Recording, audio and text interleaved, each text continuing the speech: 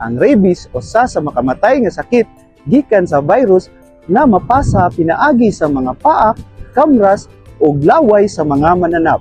Ug aron maprotektahan ang imuhang kaugalingon ug ang imong pamilya, ani ay mga helpful tips alang kaninyo. Number 1. Vaccinate dogs and cats against rabies. Pabakunahi ang inyong mga alaga nga iro ug iring kada tuig. Number 2. Do not leave your pets in the streets. Ayaw sila pasagdi nga magsuroy-suroy sa karsada. Number 3.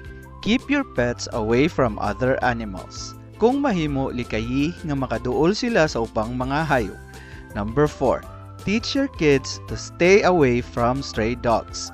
Tudloi ang mga bata nga dili makigdula sa mga stray dogs kun aspin.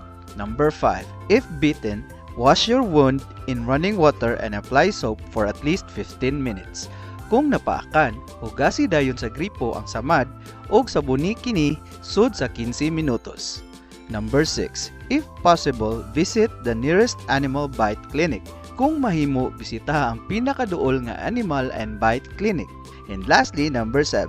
Complete your post-vaccination and follow the schedule. Kumplituha ang bakuna nga gi-advise sa doktor ug sundag yod ang schedule niini. Kining mga helpful tips hatod kaninyo sa Cebu City Public Information Office. Kini si Kuya Alex, nagpahinumdum kaninyo nga the safe way is always the best way.